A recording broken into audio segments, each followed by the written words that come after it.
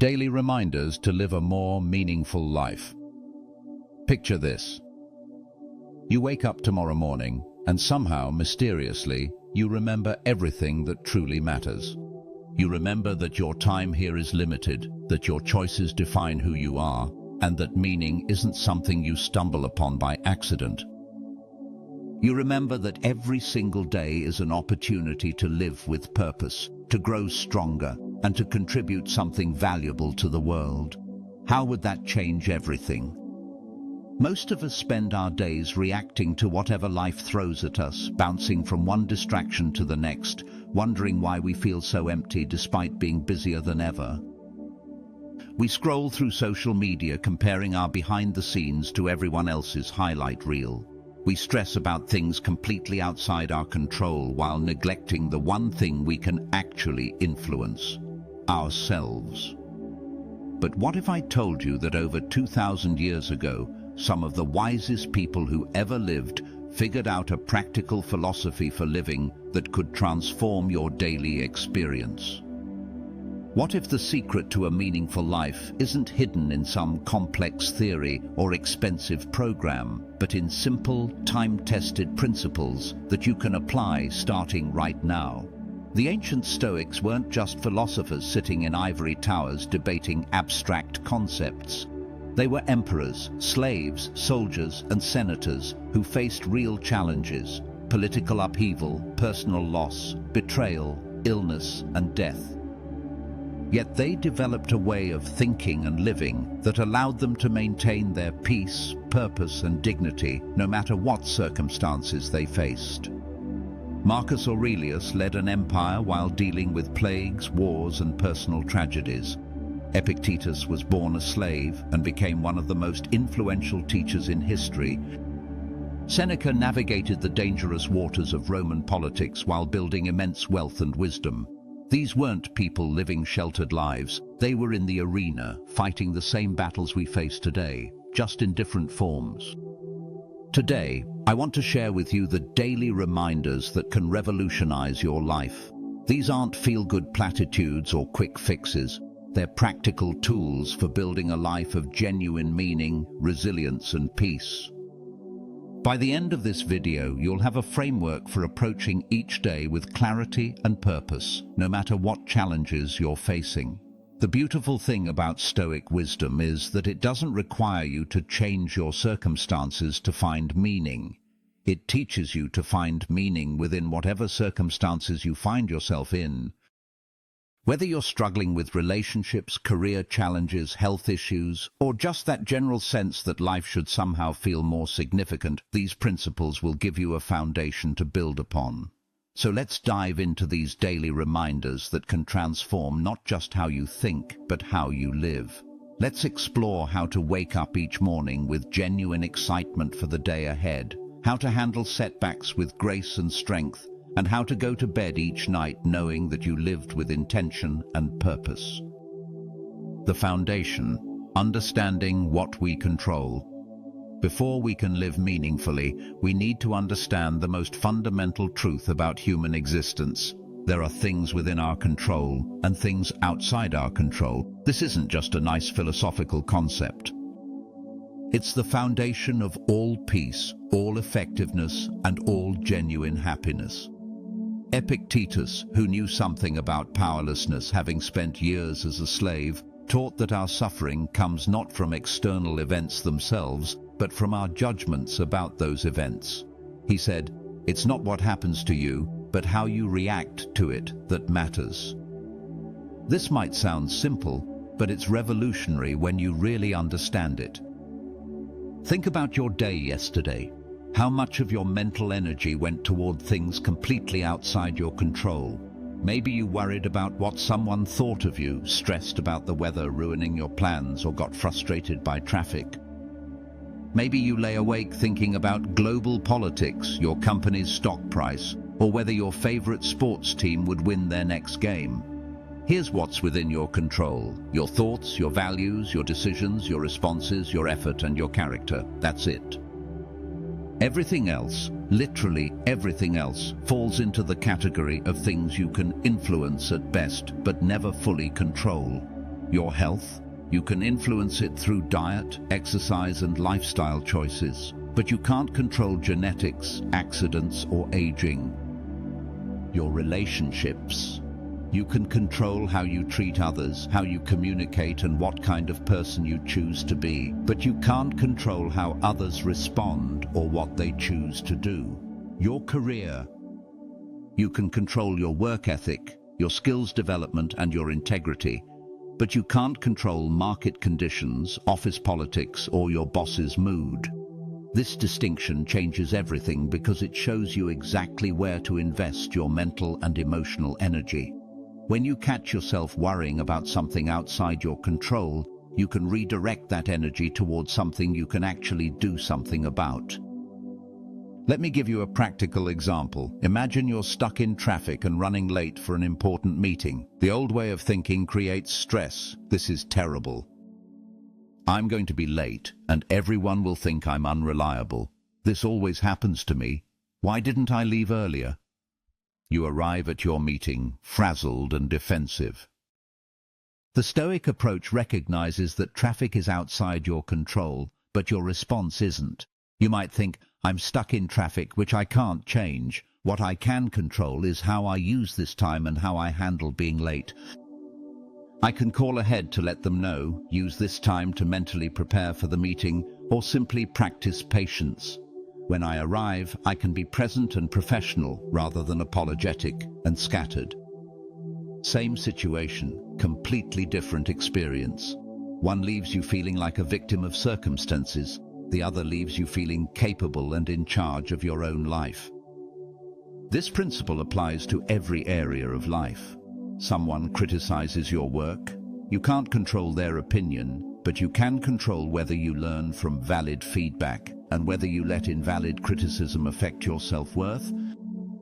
The economy takes a downturn. You can't control market forces, but you can control how you adapt, what skills you develop, and how you manage your resources. The goal isn't to become indifferent or passive. It's to become incredibly effective by focusing your energy where it can actually make a difference. When you stop wasting energy fighting reality and start working with it, you become more powerful, not less. This shift in perspective also reveals something profound about meaning and purpose. Meaning doesn't come from having everything go your way.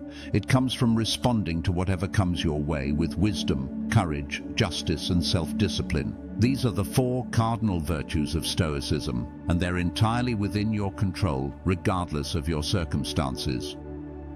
You can be wise in how you think about challenges. You can be courageous in facing difficulties. You can be just in how you treat others. You can be disciplined in your choices and actions. These virtues don't depend on external validation, perfect conditions, or favorable outcomes. They depend only on your commitment to practicing them. This is why Stoics could maintain their peace and purpose, whether they were ruling empires or living in exile, whether they were wealthy or poor, whether they were healthy or ill. Their meaning came from their character, not their circumstances. When you truly grasp this principle, you'll find yourself becoming calmer in chaos, more confident in uncertainty, and more purposeful in everything you do. You'll stop being a victim of circumstances and start being the author of your own experience. Morning reminder: start each day with purpose. Marcus Aurelius, the most powerful man in the ancient world, started each day by reminding himself of fundamental truths about life. His personal journal, which we now call Meditations, shows us how he prepared his mind each morning for whatever the day might bring. He would remind himself that he was going to encounter difficult people, that things wouldn't go according to plan, that people would disappoint him, and that challenges would arise. But rather than being pessimistic, this was profoundly practical. By preparing mentally for reality, instead of hoping for perfection, he could respond to difficulties with wisdom rather than surprise. Your morning sets the tone for your entire day. Most people start their day reactively, immediately checking phones, news, or social media, allowing external forces to dictate their mental state before they've even gotten out of bed. This is like starting a race by falling down.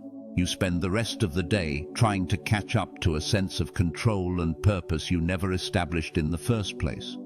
Instead, consider beginning each day by remembering what matters most. Not what's urgent, not what's demanding your attention, but what actually matters in the context of a life well lived.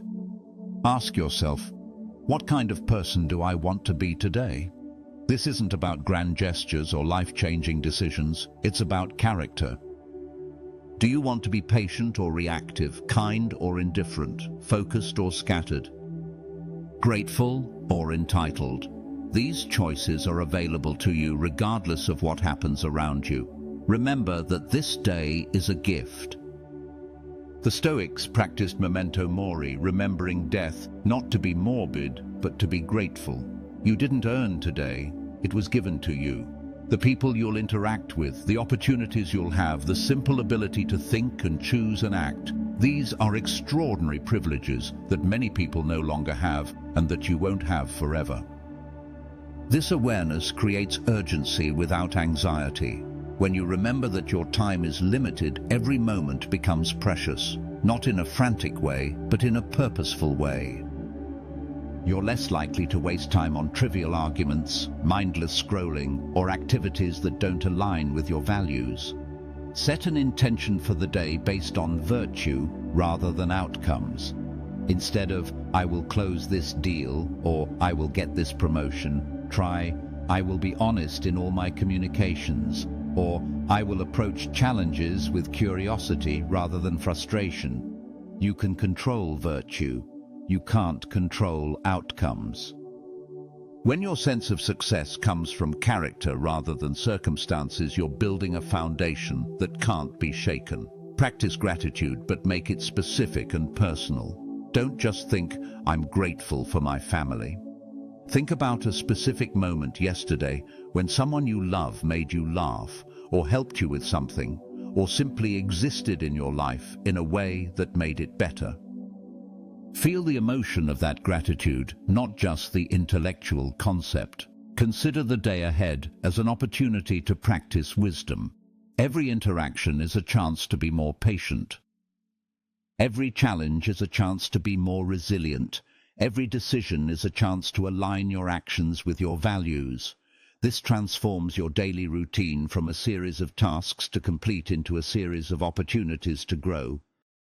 Remind yourself that you will face obstacles today, and that's not a bug in the system. It's a feature. Obstacles reveal character, build strength, and provide opportunities to practice virtue.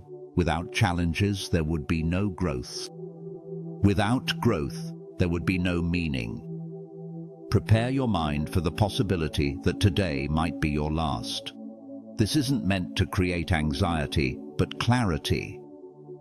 If this were your final day, would you spend it worried about minor inconveniences? Would you hold grudges over small slights? Would you postpone telling people you love them or delay doing work that matters to you? The morning is also when you can connect with the larger story of your life. What legacy are you building? What impact do you want to have? How do today's choices connect to the person you're becoming and the life you want to look back on with satisfaction? This daily morning practice doesn't require hours of meditation or complex rituals.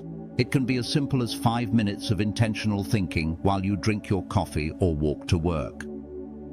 The key is consistency and sincerity. You're training your mind to start each day from a place of purpose rather than reactivity, meaning rather than randomness. When you begin each day by remembering what you can control, what you're grateful for, and what kind of person you want to be, you create a foundation that external circumstances can't shake. You become the author of your experience rather than a victim of your circumstances. Midday reset. Responding rather than reacting. By midday, life has usually thrown you a few curveballs. Maybe a meeting didn't go as planned, someone said something that irritated you, or you received news that disrupted your carefully laid plans. This is exactly when Stoic principles become most valuable and most challenging to apply. The space between stimulus and response is where your power lies. Between what happens to you and how you react, there's a moment of choice. Most people miss this moment entirely, reacting automatically based on emotion, habit, or impulse. But when you learn to recognize and expand this space, you transform from someone who's controlled by circumstances into someone who chooses their response. Seneca wrote about the importance of pausing when emotions arise. He said that anger, in particular, is temporary madness. When you feel that surge of frustration, irritation, or anger, that's your signal to pause, not to act. Take a breath. Ask yourself, what would the wisest version of myself do in this situation? This doesn't mean suppressing emotions or pretending they don't exist. It means recognizing them as information rather than instructions. Your anger might be telling you that a boundary was crossed or that something important to you is threatened. Your anxiety might be highlighting something that needs attention. Your disappointment might be showing you that you were attached to a particular outcome. The key is to feel the emotion without being controlled by it. You can acknowledge that you're frustrated without letting frustration dictate your response. You can notice that you're disappointed without letting disappointment ruin your day. Consider reframing obstacles as opportunities. This is one of the most practical and powerful Stoic techniques. When something goes wrong, instead of asking, "Why is this happening to me?" ask, "What can this teach me?" or "How can this make me stronger?" Your flight gets cancelled. This is an opportunity to practice patience and adaptability. A project at work falls through. This is a chance to demonstrate resilience and learn from feedback. Someone treats you unfairly. This is an opportunity to practice forgiveness and to model better behavior. This isn't about being naive or pretending that bad things are actually good. It's about recognizing that you have a choice in how you interpret and respond to everything that happens. You can choose to see setbacks as evidence that life is unfair and you're unlucky, or you can choose to see them as training for the challenges that lie ahead. Remember that other people's behavior is about them, not you. When someone is rude, inconsiderate, or difficult, they're usually dealing with their own struggles, fears, or limitations. Their behavior is a reflection of their internal state, not your worth or their opinion of you. This understanding allows you to respond with compassion rather than defensiveness. Instead of taking things personally and escalating conflicts, you can recognize that hurt people often hurt people, and respond with the kind of patience and kindness you'd want to receive when you're struggling. Practice the discipline of desire by wanting what happens rather than demanding that what you want happens. This doesn't mean becoming passive or giving up on goals. It means accepting reality as your starting point rather than resisting it. If you get stuck in traffic, practice wanting to be in traffic rather than wanting to be somewhere else. If a conversation doesn't go as planned, practice wanting to have that conversation rather than wishing it had gone differently. This shift from resistance to acceptance frees up enormous mental energy that you can redirect toward productive action. Use the midday as a checkpoint to assess your alignment with your values. Are you living the day you intended to live when you woke up this morning? Are your actions consistent with the person you want to be? If not, you have the rest of the day to course correct. This isn't about perfectionism or self-criticism. It's about gentle redirection. If you notice you've been reactive rather than responsive, impatient rather than understanding, or focused on things outside your control, you can simply choose to do better for the rest of the day. Remember that every interaction is an opportunity to practice virtue. The colleague who interrupts you in meetings is giving you a chance to practice patience. The customer who's upset about something outside your control is giving you a chance to practice empathy and professionalism. The family member who pushes your buttons is giving you a chance to practice unconditional love. When you start seeing difficult people and challenging situations as your trainers rather than your tormentors, everything changes. You become grateful for opportunities to grow stronger rather than resentful of obstacles in your path. Evening reflection. Learning from each day. Seneca ended each day by examining his thoughts, actions, and decisions. He wrote, "When the light has been removed and my wife has fallen silent, I examine the entire day and measure my deeds and words, hiding nothing from myself, passing nothing by." This wasn't self-flagellation or endless rumination. It was honest assessment for the purpose of growth. He looked at what he had done well, what he could improve, and what lessons the day had taught him. This practice turned every day into a learning experience and every experience into wisdom. Your evening reflection is an opportunity to mine gold from the raw material of your daily experience. Without reflection, experiences just pile up without creating wisdom. With reflection, every challenge becomes a teacher and every mistake becomes a stepping stone. Start by asking yourself what went well today. Not just what achievements you can list, but what moments you can feel proud of. Maybe you were patient with someone who was struggling. Maybe you chose honesty when lying would have been easier. Maybe you stayed committed to a goal when motivation was low. Acknowledge these victories, even if they seem small. Character is built through small choices consistently made. Then ask what you could have done better. Be honest, but not harsh. The goal is learning, not self-punishment. Maybe you reacted defensively when someone criticized your work. Maybe you spent too much time on social media instead of focusing on priorities. Maybe you let fear stop you from taking a positive risk. For each area of improvement, ask what you learned and how you'll apply that learning tomorrow. If you reacted defensively to criticism, perhaps tomorrow you'll practice pausing before responding and looking for any truth in the feedback. If you got distracted by social media, perhaps you'll put your phone in another room during focused work time. Consider the people you interacted with today. Did you bring out the best in them or add to their stress? Were you fully present in conversations or mentally elsewhere? Did you listen to understand or to respond? How can you be a better friend, colleague, family member, or citizen tomorrow? Reflect on your relationship with things outside your control. What did you worry about today that you had no power to change? How much mental energy did you spend fighting reality instead of working with it? What would change if you focused that energy on your responses instead of your circumstances? Think about your progress toward becoming the person you want to be, not in terms of external achievements, but in terms of character development. Are you becoming more patient, wise, courageous, and kind? Are your daily choices aligned with your deepest values? What adjustments do you need to make? Consider what you're grateful for from today. Not just the obvious blessings, but the hidden gifts. Maybe a difficult conversation taught you something important about yourself. Maybe a setback revealed strengths you didn't know you had.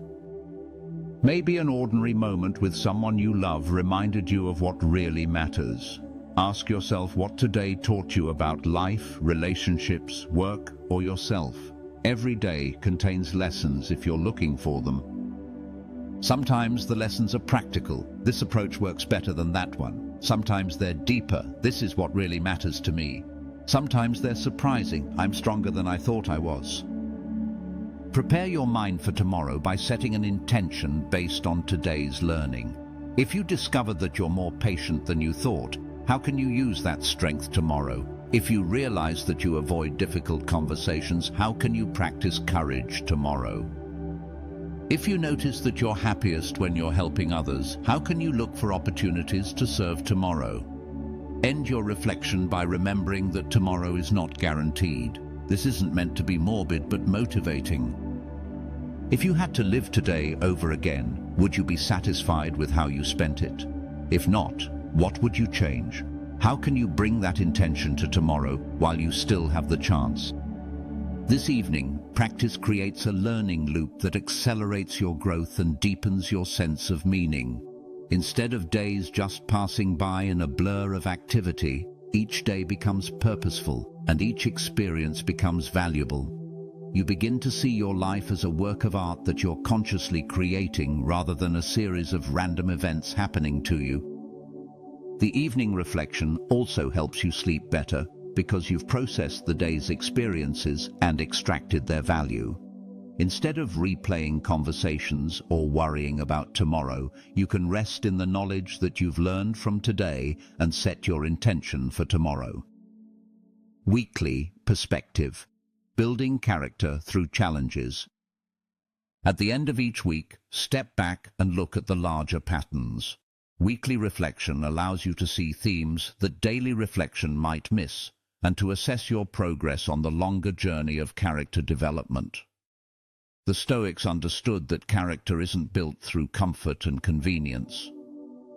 It's forged through challenges, difficulties, and obstacles. Every week brings its share of both, and how you respond determines not just your external results, but your internal development. Think about the challenges you faced this week.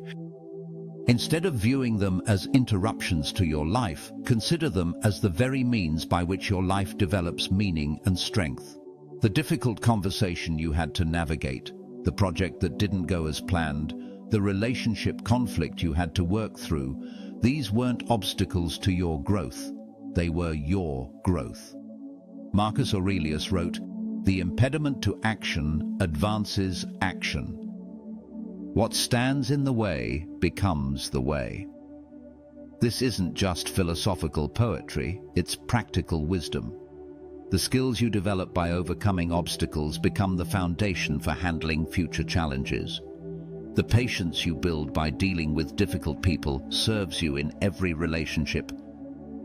The resilience you develop by bouncing back from setbacks becomes a permanent part of your character. Consider how you handled stress this week. Did you maintain your composure when things got chaotic? Did you stay true to your values when it would have been easier to compromise them? Did you choose courage over comfort when faced with difficult decisions?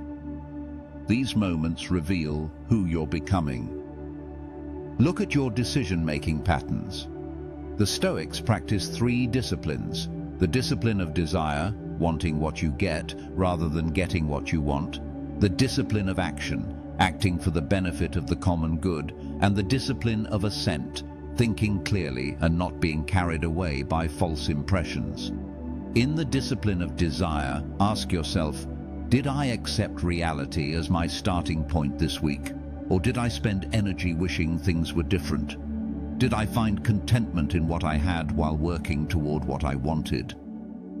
Did I distinguish between preferences and requirements?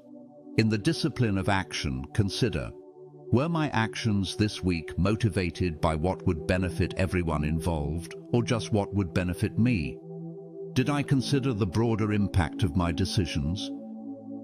Did I act with integrity even when no one was watching? In the discipline of assent, reflect. Did I think clearly about situations this week? Or did I let emotions and assumptions cloud my judgment? Did I question my initial reactions to events? Did I seek truth rather than confirmation of what I wanted to believe? Think about the relationships in your life. How did you show up for the people who matter to you this week? Were you present in conversations or distracted by other concerns? Did you listen to understand or to be understood? Did you practice patience with people who were struggling or difficult? Consider your contribution to the larger community. The Stoics believed we have a duty to contribute to the common good. This doesn't necessarily mean grand gestures or formal volunteer work.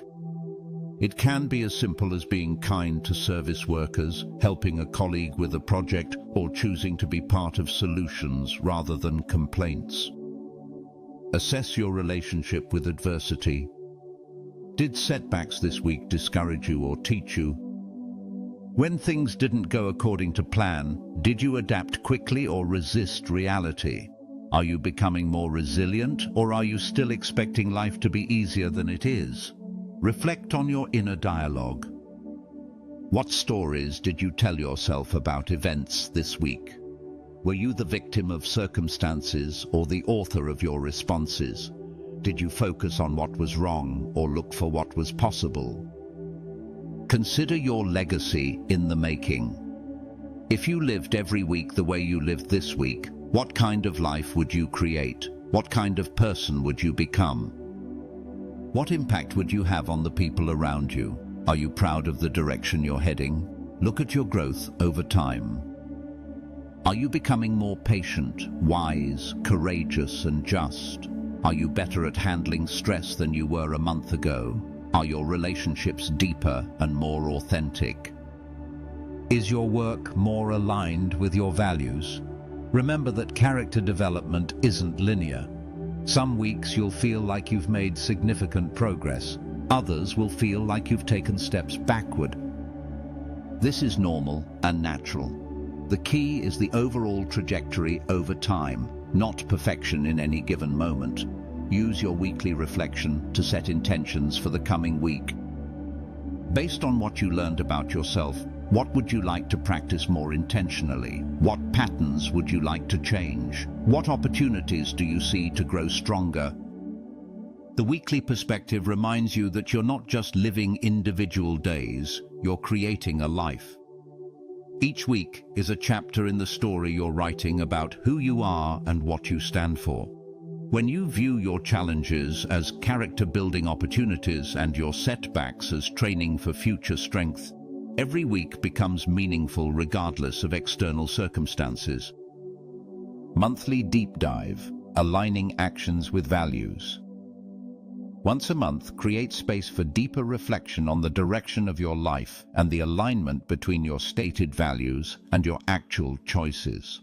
Daily and weekly reflections help you stay on course, but monthly reflection helps you assess whether you're on the right course in the first place. Begin by identifying your core values, not what you think your values should be or what others expect them to be, but what actually matters most to you when you strip away external expectations and social pressures. These might include things like integrity, creativity, service, learning, family, justice, or adventure. Now look honestly at how you spent your time and energy over the past month. If someone observed your life without knowing you personally, what would they conclude your values are based on your actions? This can be a sobering exercise, but it's essential for authentic living. There's often a gap between our stated values and our revealed values, the ones that show up in how we actually live. Maybe you say family is your top priority, but you consistently work late and miss family dinners. Maybe you value health, but you've been too busy to exercise or prepare nutritious meals. Maybe you value learning, but you've spent more time on entertainment than education. This isn't about judgment or guilt, it's about awareness and alignment. The goal is to close the gap between who you say you want to be and who you're actually becoming through your daily choices. Consider the major decisions you made this month. Were they consistent with your values, or did you compromise what matters most for short-term comfort or convenience? What would you decide differently if you were living more intentionally? Look at your relationships through the lens of your values. Are you surrounding yourself with people who share and support your values? Or are you spending time with people who pull you away from what matters most? Are you being the kind of friend, partner, family member, or colleague that aligns with your values? Examine your work and career choices. Is your professional life an expression of your values, or just a way to pay bills? This doesn't mean you need to quit your job and become a missionary, but it does mean finding ways to bring your values into your work, or using your work to support what matters most to you. Think about your consumption habits, not just money, but time, attention, and energy. Are you consuming information, entertainment, and experiences that support your values and goals? Or are you mindlessly consuming whatever is most readily available? Consider your contribution to causes larger than yourself. The Stoics believed we have a duty to contribute to the common good. How are you using your unique talents, resources, and opportunities to make a positive impact? This doesn't have to be grandiose. Small, consistent actions aligned with your values can have significant cumulative impact. Reflect on your growth and learning. Are you becoming the person you want to be, or are you staying comfortable in familiar patterns? What new skills, perspectives, or experiences would help you live more fully according to your values? Look at your response to challenges and setbacks. When faced with difficulties, do you retreat from your values or lean into them more deeply? Do your values provide strength and guidance during tough times, or do they feel like luxuries you can't afford when life gets hard? Consider your relationship with material possessions and external achievements. Are you using them as tools to support your values, or have they become distractions from what really matters? The Stoics weren't against wealth or success, but they understood these things as preferred indifference. Nice to have, but not essential for a meaningful life. Think about your daily routines and habits. Do they support the person you want to become, or do they keep you stuck in patterns that don't serve your values? Small changes in daily habits often have more impact than major life overhauls. Examine your relationship with difficulty and discomfort. Are you choosing the easy path when your values would call for something more challenging? Are you avoiding necessary conversations, difficult decisions, or uncomfortable growth opportunities? Based on this monthly assessment, identify specific areas where you want to improve alignment between your values and your actions. Choose 1 or 2 areas to focus on, rather than trying to change everything at once. Create concrete plans for better alignment. If you value health but haven't been exercising, schedule specific workout times. If you value learning but haven't been reading, commit to reading for 20 minutes each morning. If you value relationships but haven't been present with loved ones, put away devices during family time. Remember that perfect alignment is a direction, not a destination. The goal isn't to achieve perfect consistency between values and actions, but to continuously move in that direction. Each month you can make small adjustments that compound over time into a life that feels authentic and meaningful. This monthly practice keeps you from waking up years later wondering how you got so far off course. It ensures that you're not just busy, but that your busyness is directed toward what matters most. It transforms your life from a series of reactions to external circumstances into a purposeful journey guided by your deepest convictions. The Stoic mindset: death as life's greatest teacher. The Stoics had a practice called memento mori, remembering death. This wasn't morbid fascination with mortality, but practical wisdom about living. When you truly understand that your time is limited, everything changes. Your priorities become clearer, your patience for trivial matters decreases, and your appreciation for simple moments increases. Marcus Aurelius reminded himself regularly that he would die, that everyone he loved would die, and that everything he had built would eventually crumble. Rather than making him depressed, this awareness made him more present, more grateful, and more purposeful. Consider how awareness of mortality might change your daily experience. If you knew you had only 1 year to live, would you spend it worried about what strangers thought of your social media posts? Would you hold grudges over minor slights? Would you postpone telling people you love them or delay pursuing work that matters to you? Death gives life urgency without anxiety. When you remember that your time is limited, every day becomes precious. Not in a frantic way that leads to trying to do everything, but in a focused way that leads to doing what matters most. This awareness also provides perspective on daily frustrations. Traffic jams, long lines, technical difficulties, and other minor inconveniences become less irritating when you remember that you won't have to deal with them forever. In fact, someday you might miss even these mundane experiences because they were part of being alive. Memento mori also clarifies relationships. When you remember that your time with loved ones is limited, you become more patient with their flaws and more grateful for their presence. Arguments over trivial matters seem less important when you consider that there may not be unlimited opportunities to work things out. The practice extends to possessions and achievements as well. When you remember that you'll eventually have to leave everything behind, you hold material things more lightly. This doesn't mean not caring about your work or not enjoying nice things, but it means not deriving your identity or security from them. Consider your legacy regularly, not in terms of monuments or fame, but in terms of the impact you have on other people and the contribution you make while you're here. How do you want to be remembered? What difference do you want your life to have made? This perspective makes each interaction more significant. The way you treat service workers, the patience you show with family members, the integrity you bring to your work, these moments matter because they're part of the limited time you have to make a positive impact. Death as a teacher also reveals what's truly important versus what seems urgent. Many of the things that demand our attention daily, emails, news cycles, social media drama, are ultimately insignificant in the context of a whole life. When you regularly consider your mortality, you naturally begin to filter out the noise and focus on the signal. The practice also builds resilience. When you remember that everyone faces loss, suffering, and death, you realize that your current challenges, while real and difficult, are part of the universal human experience. This doesn't minimize your struggles, but it connects you to the broader human story and reminds you that others have faced similar difficulties and survived.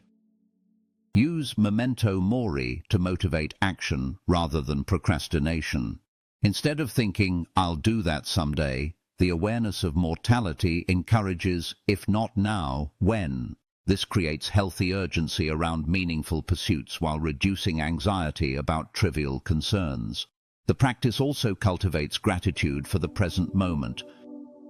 Each sunrise you witness, each conversation you have, each breath you take is part of a finite collection. When you truly grasp this, ordinary moments become extraordinary simply because they exist and you're aware enough to experience them.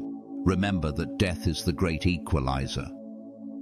No matter how much wealth, power, or status someone accumulates, everyone faces the same ultimate reality. This perspective can reduce envy and increase compassion as you recognize that everyone is dealing with the same fundamental human condition. Building resilience, the obstacle as the way. Life will test you. This isn't a pessimistic view, it's a realistic one. The question isn't whether you'll face difficulties, but how you'll respond when you do. The Stoic approach to adversity transforms obstacles from things that happen to you into things that happen for you. Ryan Holiday popularized the phrase, "The obstacle is the way," but the concept comes directly from Marcus Aurelius. The impediment to action advances action. What stands in the way becomes the way. This means that the very thing blocking your path forward is actually the path forward. Consider how obstacles serve you. They reveal your character, showing you who you really are when things get difficult. They build strength, like resistance training for your spirit. They teach lessons that comfort and ease never could. They prepare you for future challenges by developing skills and resilience you'll need later. When you face a setback, ask different questions. Instead of "why me?" ask, "What can this teach me?" Instead of "how can I avoid this?" ask, "how can I use this?" Instead of "when will this be over?" ask, "who am I becoming through this experience?" Think about the strongest people you know. Their strength didn't come from avoiding difficulties. It came from facing them with courage and learning from them. Every person you admire for their wisdom, resilience, or character developed those qualities by working through challenges, not by living an easy life. This doesn't mean seeking out unnecessary hardship or being grateful for genuine suffering. It means accepting that difficulties are part of life and choosing to extract value from them rather than just enduring them. When you lose a job, you might discover entrepreneurial skills you never knew you had. When a relationship ends, you might learn important lessons about yourself and what you really need in a partner. When you face illness, you might develop deeper appreciation for health and stronger connections with people who care about you. Every obstacle contains the seeds of opportunity, but you have to look for them.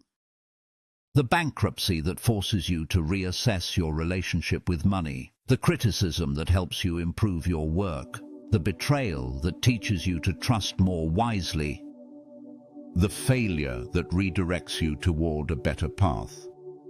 Build resilience by reframing your relationship with discomfort. Instead of seeing difficult emotions, challenging situations, or unexpected changes as problems to solve, see them as training opportunities. You're not just getting through them, you're getting stronger because of them. Practice finding the gift in every challenge. This isn't about toxic positivity or pretending that bad things are actually good. It's about recognizing that even genuinely difficult experiences can contribute to your growth, wisdom, and strength if you approach them with the right mindset. Remember that you've survived every challenge you've faced so far. Your track record for getting through difficult times is 100%. This doesn't guarantee that future challenges will be easy, but it does remind you that you have more resilience than you might realize. Closing. Your meaningful life starts now. We've covered a lot of ground together, but all of this wisdom means nothing unless you apply it. Knowledge without action is just entertainment. The Stoics weren't interested in philosophical theory for its own sake. They were interested in practical wisdom that transforms how you live. You don't need to wait for perfect conditions to start living meaningfully. You don't need to have everything figured out, overcome all your flaws, or achieve certain milestones before your life can have purpose. Meaning is available to you right now, in whatever circumstances you find yourself, through the choices you make and the character you develop. Start with one principle that resonated most strongly with you today.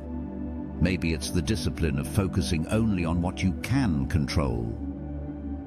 Maybe it's the practice of morning intention setting. Maybe it's the evening reflection ritual. Maybe it's reframing obstacles as opportunities. Choose one thing and commit to it for the next week. Remember that this is a practice, not a performance.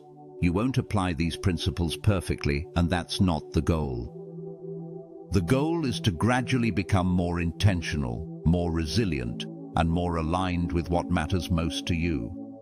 Every small step in this direction makes a difference. Your meaningful life doesn't require dramatic changes or perfect execution. It requires consistent choices, daily awareness, and the courage to live according to your values even when it's difficult. It requires treating each day as an opportunity to practice wisdom, show kindness, demonstrate courage, and build the character you want to be remembered for. The ancient Stoics faced the same fundamental challenges you face: uncertainty, loss, difficult relationships, setbacks, and the constant choice between what's easy and what's right. They developed these principles not in academic isolation, but in the arena of real life, dealing with real problems and real consequences. Their wisdom has survived over 2,000 years because it works. Not because it makes life easy, but because it makes life meaningful. Not because it eliminates suffering, but because it transforms suffering into strength. Not because it guarantees success, but because it ensures that regardless of external outcomes, you can maintain your dignity, purpose, and peace. Your meaningful life starts now, with your next choice, your next response, your next opportunity to live according to what matters most. The world needs people who understand that meaning comes from character, that obstacles can become opportunities, and that every day is a chance to contribute something valuable to the human story. Take these reminders with you into tomorrow and every day after. Let them guide your choices, inform your responses, and shape the person you're becoming. Remember that you have more control than you think, more strength than you realize, and more opportunities than you recognize to live a life of genuine meaning and purpose. The question isn't whether you're capable of living meaningfully. You are. The question is whether you'll choose to do so, starting right now.